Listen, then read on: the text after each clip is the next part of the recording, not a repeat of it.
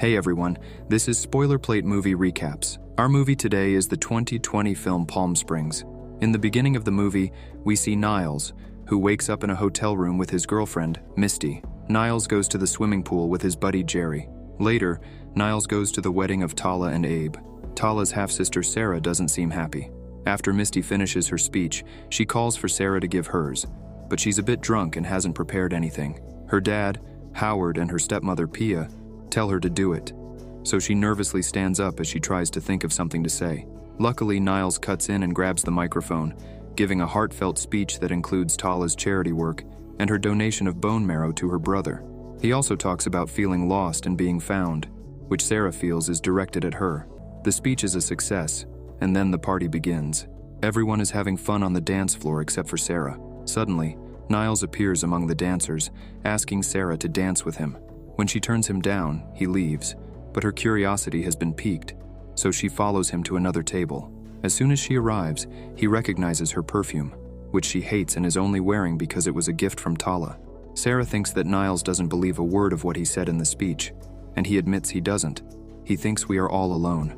When he asks her to leave the party and go somewhere private, Sarah points out that Misty wouldn't like seeing his boyfriend leave with another woman, and he proves her wrong by showing her what Misty is currently doing with the wedding host in the bathroom. Nyles and Sarah go out in the desert to make out and get intimate, but while Nyles is in the middle of undressing, he's shot by an arrow on the shoulder. Sarah freaks out. It was shot by Roy. Roy ignores Sarah and chases Nyles as he keeps shooting him until they reach the entrance of a glowing cave. Thinking Nyles is already inside, Roy enters the cave, but Nyles is hiding behind a rock and entered after him. Sarah arrives and tries to check on his injuries, but Nyles warns her not to follow them. The cave glows extra brightly, and Nyles wakes up in his bed again, signaling the day has reset. But his routine gets interrupted by Sarah, who wants to know what's going on. Last night, she ignored Nyles' warnings and went into the cave anyway, only to wake up and find herself in bed. After noticing the same date on her phone and that the wedding party is still getting ready, she ran out of the room and came across Howard and Pia, who had been looking for her because she wasn't in her bedroom. They don't understand what she means when she says the day has already happened. That's when she sees Nyles in the swimming pool. We see a scene where she is throwing beer cans at him and even jumps in the pool to attack him. Tala sees this and comes to stop her, but she slips and hits her face on the ground, knocking out some of her teeth. Sarah continues to be confused, so she goes back outside and finds Nyles sunbathing as if this were normal. He explains that they're stuck in a time loop, and they will forever be reliving the wedding day from now on, and there's nothing they can do to stop it. Sarah ignores this last bit and runs back to the desert to find the cave. Nyles follows her and tells her she needs to wait until an earthquake comes and opens the cave. When this happens, Sarah enters the cave, once again ignoring Nyles' warnings that going into the cave or falling asleep won't change anything. It will only reset the day again. The day resets exactly as Nyles predicted, so while he goes back to the pool, Sarah gets in her car and drives away. Sarah drinks extra coffee to stay awake and drives all the way to Texas to her own apartment, where she finally allows herself to fall asleep, only to wake again at the house the family rented for the wedding. She rushes out of the room to wake Nyles up and tell him to come with her, making Misty believe they're cheating on her. Nyles points out that she is the one cheating on him before following Sarah out. They get in her car and drive away as he explains that he has no idea what is happening, and that is why he's decided dozens of resets ago to give up and embrace the fact that nothing of what he does actually matters. Sarah finds this idea rather stupid, because then they have no reason to live, but Nyles explains they have no other choice but to keep on living since dying only resets the day. Once again, Sarah ignores him and kills them both by driving the car head-on into a truck. The day resets yet again, and Nyles takes Sarah to a bar in the desert as she comes to terms with this. Later, Nyles tells her the story. Hundreds of resets ago, when he was still learning how things worked, he met Roy, who was a relative of Abe's, at the wedding. After chit-chatting and sharing a drink at the bar, Roy told Nyles that the wedding host had some drugs in his pocket, so Nyles interrupts his speech to steal them from him. The two of them shared the drugs in the bathroom and giggled about it like idiots, then danced at the party before going to the desert to watch the stars. When Roy told him it was the best night ever and he never wanted it to end, Nyles took him to the cave so he would enter the time loop too. Roy didn't like ending up in the loop at all, and since then, he's been chasing Nyles to get revenge. Although since he doesn't live nearby, he only shows up every couple of days, and when he does, his revenge can get quite violent. This is why Nyles promised he would never bring another person into this time loop again. Sarah thinks Nyles should confront Roy because he can't avoid him forever, but Nyles thinks he can. Nyles and Sarah go back to the wedding, and Sarah interrupts the ceremony to whisper something into Tala's ear that makes her really upset. Then she rushes out to go back to the bar. Later, Sarah goes to pick Nyles up in his bedroom, where Misty once again thinks she's being cheated on. Nyles and Sarah start spending their days together. This happiness doesn't last long for Sarah. She is confronted with the mistake she's been trying to escape from. Every day she wakes up in Abe's room because she slept with him the night before the wedding. Feeling guilty, she leaves with Nyles in the car, not really listening to what he's saying. Sarah's attention is on a police car that has been following them for a while.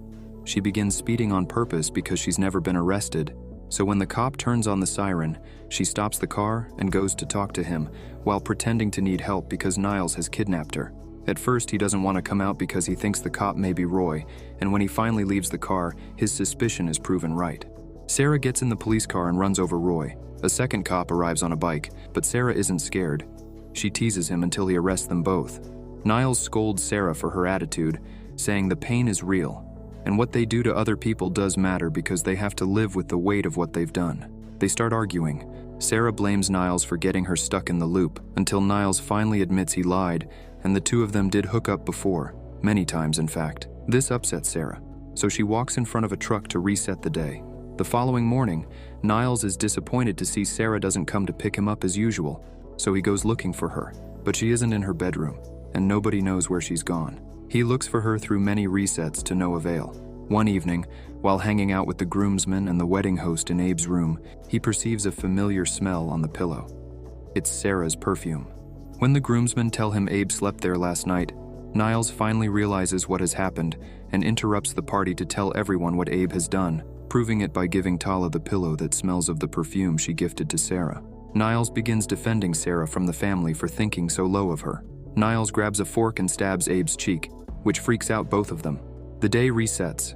Nyles keeps his mouth shut and watches the wedding go normally, only to get emotional when Howard and Pia give their speeches about love.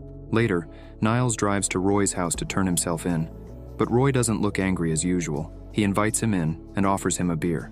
When Roy realizes Sarah is also in the loop, he thinks it's a good thing Nyles has her because nobody should go through this alone, but he also thinks he and Nyles shouldn't see each other again.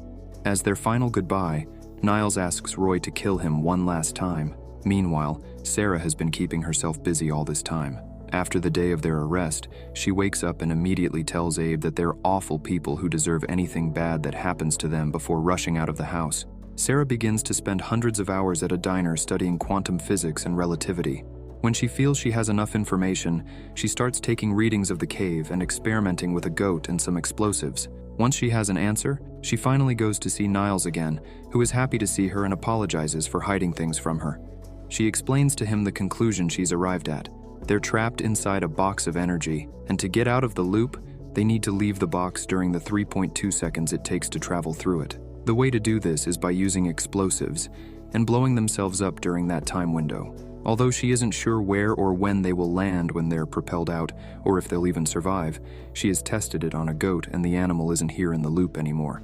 Nyles doesn't want to get out of the loop. He confesses his love for Sarah. Sarah turns him down and gives him one last hug and a goodbye before leaving, and when Misty sees her, Nyles breaks up with her. The wedding carries on as normal, but this time, when it's her turn to give a speech, Sarah accepts her responsibility and says some beautiful words about how wonderful her sister is. The two of them hug, and Tala is happy when she notices Sarah is wearing the perfume she gave her. Meanwhile, Nyles proceeds to provoke the barman into kicking him out, which he does on purpose to be close to him and steal his truck keys.